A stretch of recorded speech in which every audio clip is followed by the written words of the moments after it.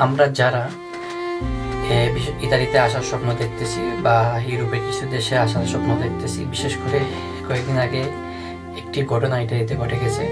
আমাদের বাংলাদেশে একটা বেলাল ভাই নামে একজন ব্যবসায়ী, যিনি দেখলতো ফুসি বা ইতালি বিভিন্ন ভিসা নিয়ে কাজ করে এবং ব্যবসা করে, বিভিন্ন জাল ভিসা দিয়ে। তো ওনার কাছে একটা সাংবাদিক, ইতালিয়ান একটা সাংবাদিক চলে গেছে। এই আপনার সাধারণ নর্মাল ভাবে গেছে, নর্মাল মানুষের মতো বলছে যে আমার কাছে অনেক ভিসা আছে, আমি মানুষ নিয়ে দিতে পারবো। এটা সাংবাদিকের কথা। তো বেলাল ভাই বলছে, সাংবাদিকে বলছে আমি 2000 টাকা দেবো, তোর সমস্যা নেই, তুই 2000 টাকা করে দেবে, আমি তোকে মানুষ নিয়ে দেবো। তো উনি লোভে পড়ে গেছে, আমাদের বাংলাদেশি যে ভাইটা।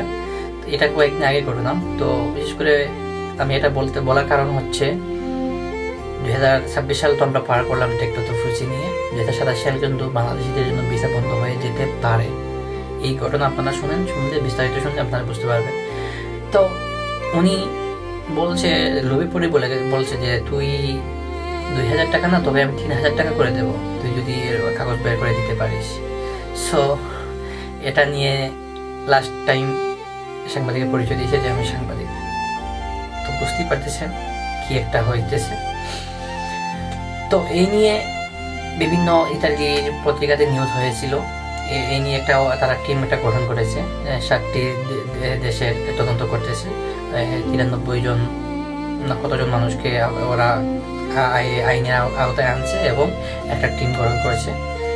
এগুলা হচ্ছে গিয়ে বাংলাদেশিদের জন্য 2026 সাল তো আমরা পার করে ফেলছি, টেকটো ফুচি এগুলা যারা আবেদন করা তো করেই ফেলছে। যারা 2027 সালে যারা আবেদন করবেন তাদের জন্য মারাত্মক একটা সিচুয়েশন আসবে। কারণ হচ্ছে কি এ নিয়ে তারা কন্ট্রোল করবে। এখন 93 জনকে আপনার আইনের আওতায় আনছে এবং আরেকটা টিম গঠন করছে অপারেশন ওয়েলকাম নামে।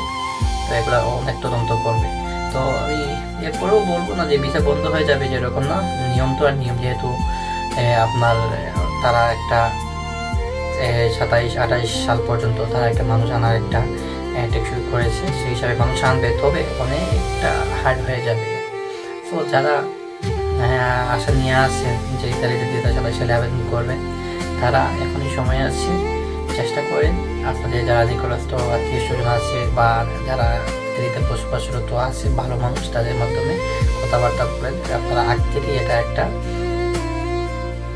রেডি করে রাখতে হবে, কারণ হুট করে আপনি একটা ডিসিশন নেবেন, এটা হবে না। সেই হিসাবে আমি বলতেছি, যারা 2027 সালে আসার চেষ্টা করবেন বা করতেছেন, আশায় বসে আছেন, তারা চেষ্টা করেন এখন থেকে ভালো মানুষ খোঁজার, ভালো এই মানুষ খুঁজে একটা পাসপোর্টগুলো রেডি করার এখন থেকে। কারণ আর বেশি একটা মাস বাকি নেই 2027 সাল আসতে। তো এগুলো হচ্ছে কি আগ থেকে 2 মাস আগেও কিন্তু এগুলো প্লে কম্পারিজনে করতে হয়, সেটাও আপনারা ভালো জানেন। সেজন্য বলছি এখনো বেশ সময় আছে। আপনারা যারা ইচ্ছুক আছে তারা ভালো মানুষ খুঁজেন, ভালো রিলেটিভ যারা আছে তাদের মাধ্যমে দেখার চেষ্টা করেন আগে আবেদন করতে পারেন।